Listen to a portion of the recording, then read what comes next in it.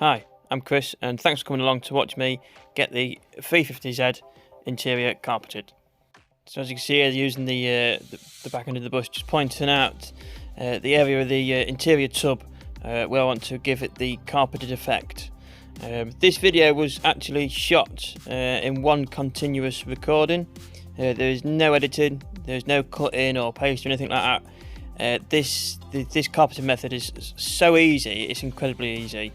As you can see here, what I use for the carpeting effect, when I get it in focus, is this embossing powder from Ranger. This colour is, as you can see, gunmetal. This one, I quite like this one. I just think it's quite a universal colour and it can work on many colours.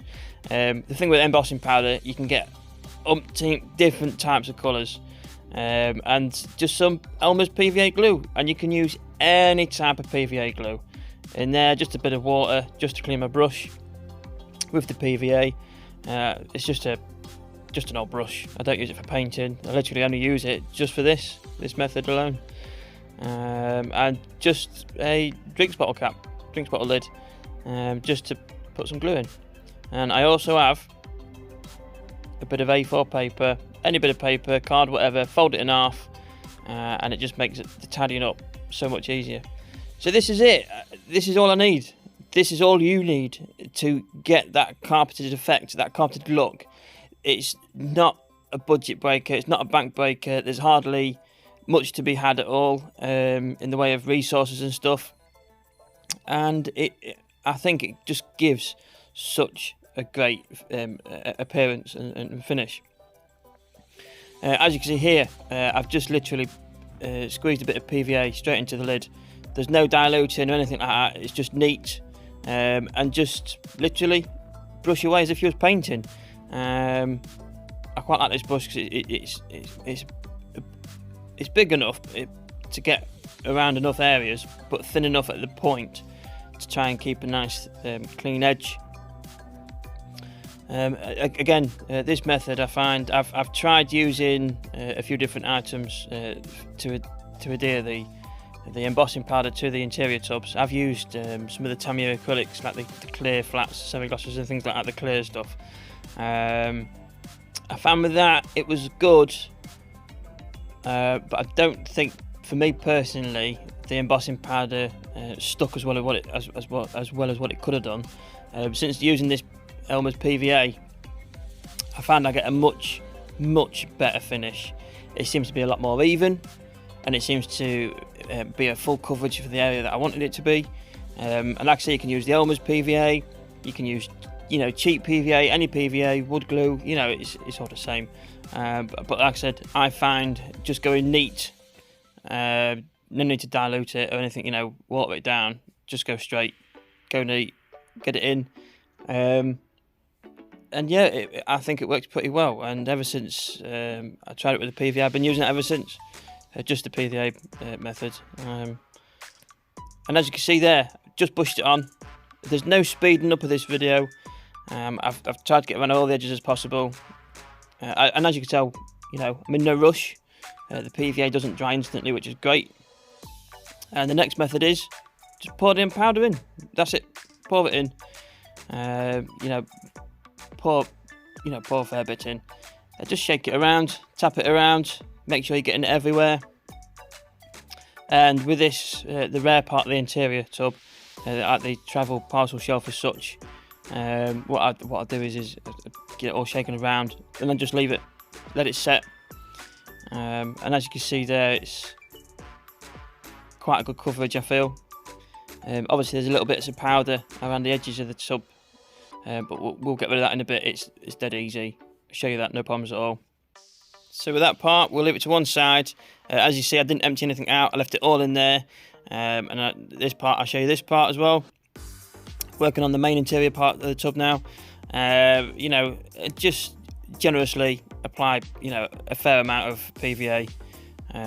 Getting into all the areas. You don't need to do every single, area, especially the U shape that I'm going around.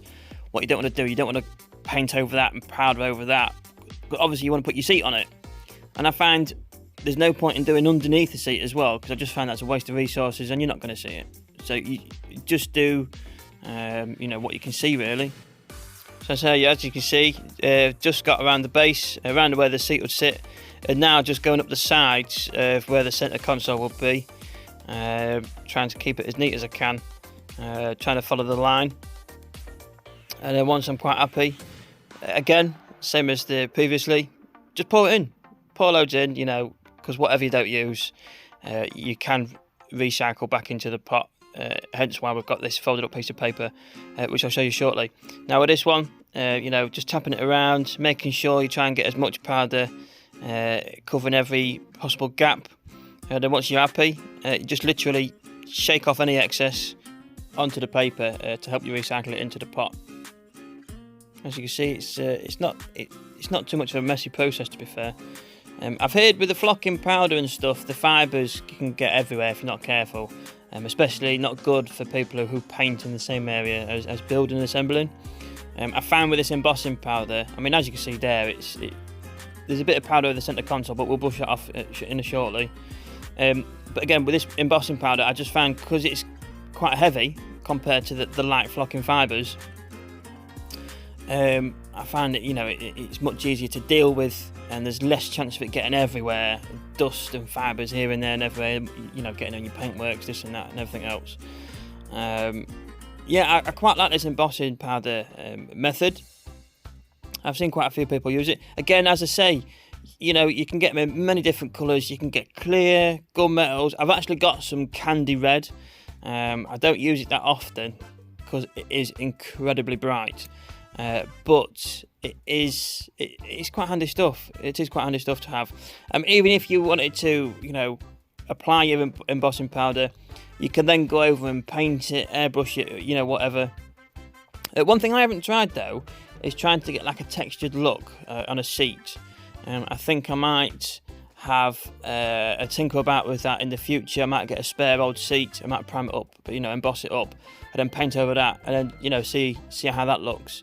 But yeah, for now, just for what I want it to do, which is give it a carpeted look, feel sort of thing to the interior tubs, I quite like it. A tub, I think this little pot, I think it must have been £4, maybe £5. But as you can see, it doesn't use that much, I don't feel. I've had this pot for quite some time. Oh, blimey, I'd say over a year for sure. And I use it on quite a lot of my builds. It really does last. As you see there, the back of the interior tub, any excess just knocks it all out. I'm just cleaning the PVA off the brush so it doesn't harden up. And it's just warm water, PVA straight off. Jobs are good and ready for the next time. So as you've seen, the application of the embossing powder is incredibly easy. You know, just literally push the PVA on, pour the powder on, shake it about, and then just tap any excess off.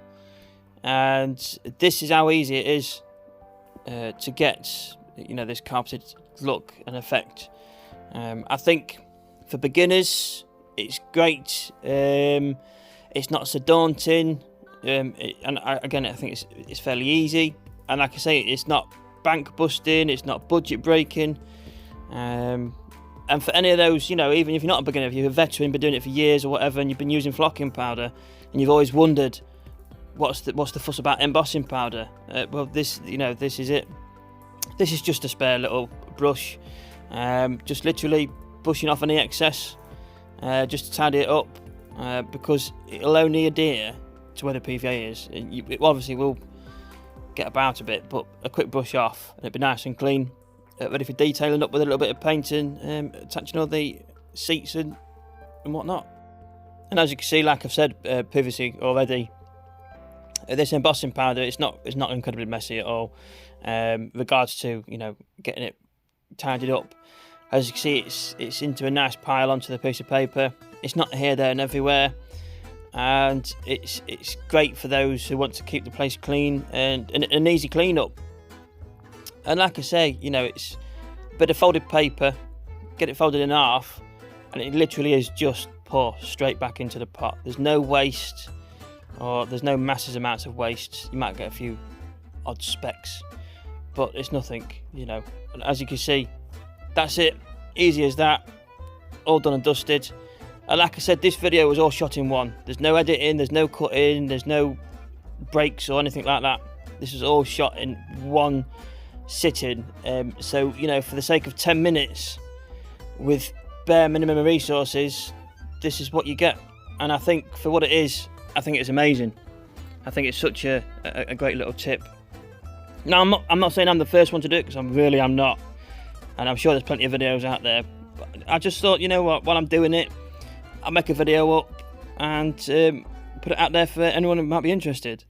And as you can see, you know, bits at the front, you're not going to see it. The dashboard's going to cover that bit.